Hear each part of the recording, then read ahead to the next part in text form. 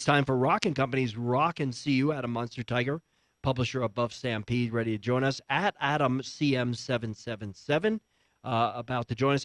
And Rockin Company, historic and modern masons, general contractors, family owned and operated in Colorado, 5 decades, 2 generations. Build it with rock. Build it with Rockin Company, rockandco.com, and presented by Zadie's Deli, where Alex behind the glass there and I had a great lunch. If you like delicious food, you want generous portions, go to Cherry Creek. Go to Zadie's Deli, free parking front and back, 121 Adams Street, and they cater Zadie's Deli. And, well, good morning, Adam. We are going to start on a sad note this morning. The Buffs lose a starter. Yeah, Juwan Winfrey came in and was expected to be their starting X-receiver this year. Obviously, big shoes to fill there with Nelson Spruce, the Pac-12's all-time receptions leader, graduating and moving on to the NFL. And Juwan Winfrey looked the part in summer workouts and came into camp. And even though he had a hit point early on, looked like he was living up to the billing that he had as a recruit. A very versatile, explosive guy. But then he tears his ACL and, of course, will end up missing the 2016 season. So it's an unfortunate break for him and for the Buffaloes. Again, a guy that was expected to be one of their focal points in terms of the passing game this season. You know, a 5-star coming out of high school, as I recall, going to Maryland, a 5-star coming out of Coffeyville Junior College. Good news is he'll have 2 years of eligibility still after this. Who was the last 5-star to attend University of Colorado?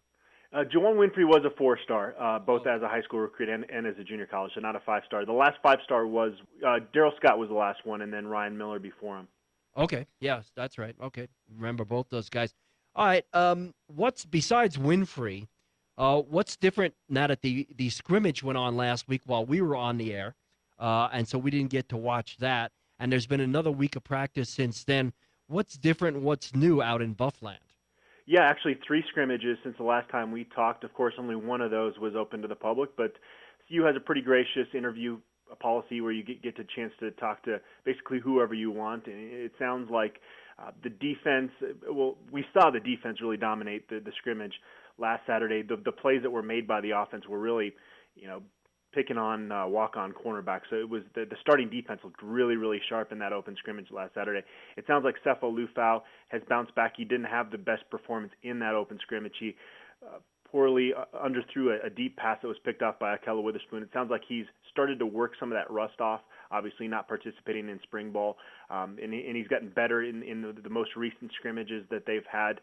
I still think that if you're going to look at camp as a whole, you feel really, really good about this Colorado defense that, of course, made big strides in its first season under Jim Leavitt, and he's been able to fully implement his system now. It was kind of only a portion of what he wanted to do in year one, and, of course, you've got so much experience, especially on that defensive line. That's, again, one of the deeper defensive lines they've had in a really long time. Offensively, still kind of some question marks. Can Sefo Lufau work off all the rust?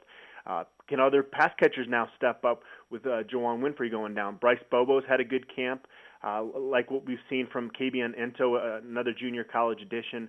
But again, those guys haven't quite shown the consistency that we were seeing from Juwan Winfrey early on in camp. And then, of course, there's question marks with the offensive line. They've still got to determine their starting right tackle, and Mike McIntyre said after they closed camp today, they're going to have to determine that because now you're starting to get more into prep mode for Colorado State, and you want kind of the roles clearly defined. And so we'll see if it's going to be Sam Kronsage or Aaron Hagler, a redshirt freshman at right tackle. That's kind of the last, I think, if you look offensively, defensively, the last starting spot that kind of needs to get figured out. And then you got to figure out the backup quarterback as well between Steven Montez and Jordan Gerke. And, starting with the line and going to the quarterback, Kronsage got tremendous experience because of injury last year, was kind of thrown into the fire really without a lot of preparation. He's bigger, he's stronger this year. It's shocking Hagler would have to go a long way, it seems to me, to unseat him. You talk to the defensive lineman and you say, hey, which offensive lineman's really impressing you? And they all mention Aaron Hagler. He doesn't have the experience. It's tough to say, if it's a tie between those two guys, do you go – is the tiebreaker experience because this is such a critical year for this program and for the staff, or do you go with youth because there's more upside there? And that's a tough call. I would think maybe they go with experience again, because Karan Sage has, like you mentioned, been through the battles a little bit, and this is such a big season for this whole program. Just quickly looking at the running back situation, I know Kyle Evans, you mentioned on BuffStampede.com this week, placed on scholarship, a really nice story. He was a star 2 years ago in the spring game out of nowhere when they were really short of running backs. Who is he really ever going to get playing time there? Who is anybody emerging there?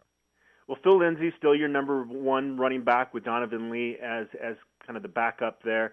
Even though they're smaller backs, they have different styles. Of course, Philip Lindsay loves contact. Donovan Lee is a very good one cut and get up the field type of back. I think Kyle Evans does kind of factor into the depth a little bit there because, as Darian Hagan told me, the running backs coach, that he's probably had the most impressive camp of all those running backs. I don't think you're going to necessarily see him on the field a ton unless there's injuries that occur, but I think you'll see him kind of as that third option there.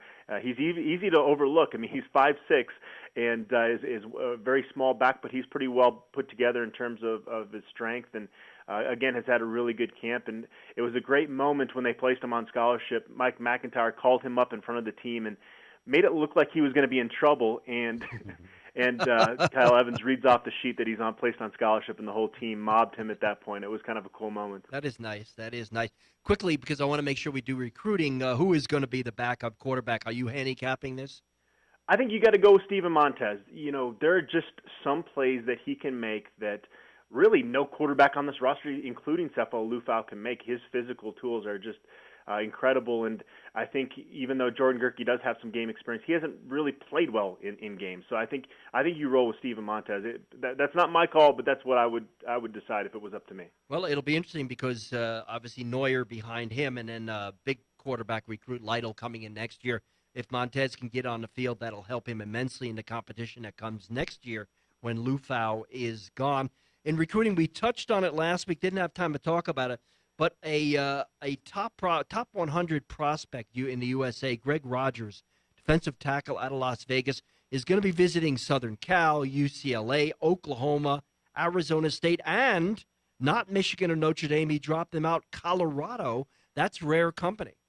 Yeah, Greg Rogers has had high interest in Colorado pretty much throughout the whole process. They've recruited him harder than anybody else, and so he's going to be out October 1st for the Oregon State game. That's going to be really Colorado's big recruiting weekend.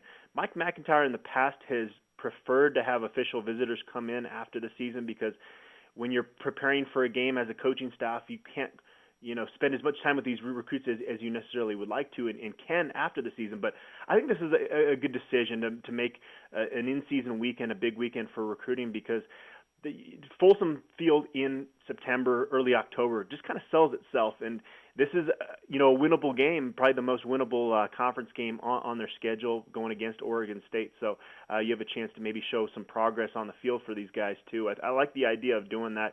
Tyler Lytle will be out that weekend. Jonathan Van Diest, another one of their commits. So those guys will certainly be in Greg Rogers' ear. We've heard all along that UCLA and USC might kind of have the edge for him, but Colorado's definitely in the mix. Okay, so there is a chance, as they say.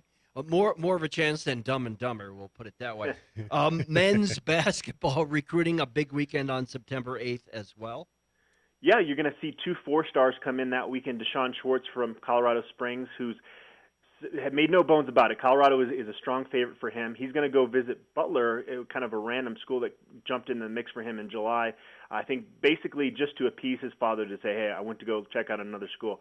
I'd expect him to be a Buff commit before that early signing period. And then Tyler Bay, another 4-star forward recruit, long 6'7", one of maybe the best perimeter defender in the class of 2017. His offensive game needs a little polishing. He's doing a prep year at the Middlebrooks Academy, and it sounds like Colorado might be the front runner for him as well. That's what our West Coast recruiting analyst Josh Gershon believes, and San Diego State's another school that he seems to be pretty high on. So you got 2 4-stars coming in that weekend, and they'll go to the football game as well and kind of check out the atmosphere when Well, we will talk with you, Adam, coming up, and especially previewing the Colorado State Showdown when we talk next week. It is almost football season. That is Rockin Company's Rockin' CU, brought to you by Rockin Company, historic modern masons, general contractors, build it with rock, build it with Rock & Co., rockincompany.com.